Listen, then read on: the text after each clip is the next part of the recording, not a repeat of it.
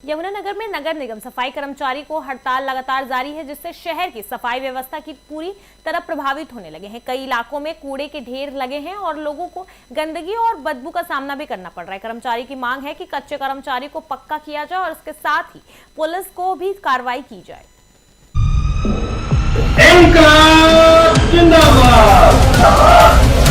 कच्चे कर्मचारियों को पक्का करो, कच्चे कर्मचारियों को पक्का करो।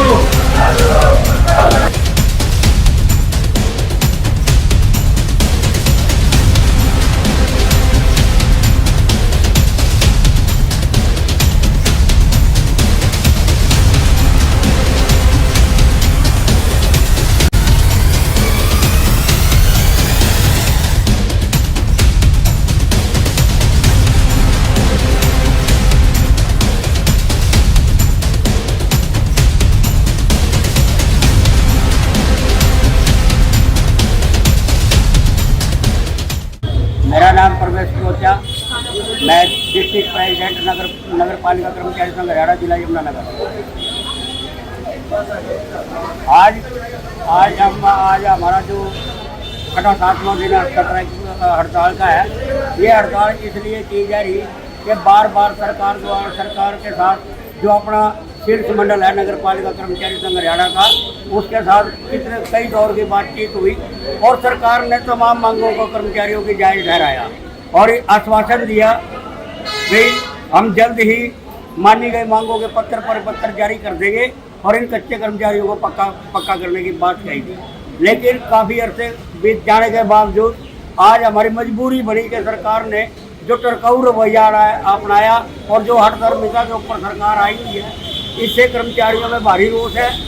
यदि समय रहते सरकार द्वारा इन कर्मचारियों की सुध ना ली गई और ना ही इनके मांग पत्र के ऊपर शीर्ष मंडल के साथ बातचीत करके इनकी समस्याओं का समाधान नहीं किया गया, रेगुलाइजेशन पॉलिसी नहीं बनाई गई और इन कच्चे कर्मचारियों को नहीं पक्का किया गया, तो ये आंदोलन और तेज होगा, जिसकी जिम्मेवारी सरकार की होगी।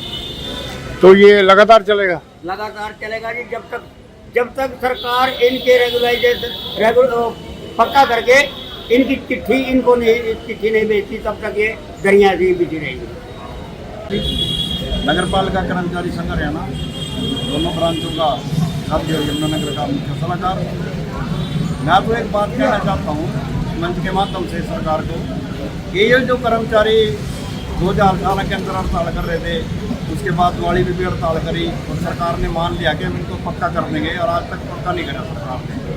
जब यहाँ पे एक नगर पालिका थी, 150 कर्मचारी था और उस टाइम के अंदर सिर्फ होस्ट टैक्स लगा था कर्मचारी के ऊपर, यानी कि जनता के ऊपर होस्ट टैक्स लगाया था सरकार ने, और उसके बाद फायर का टैक्स लगा था।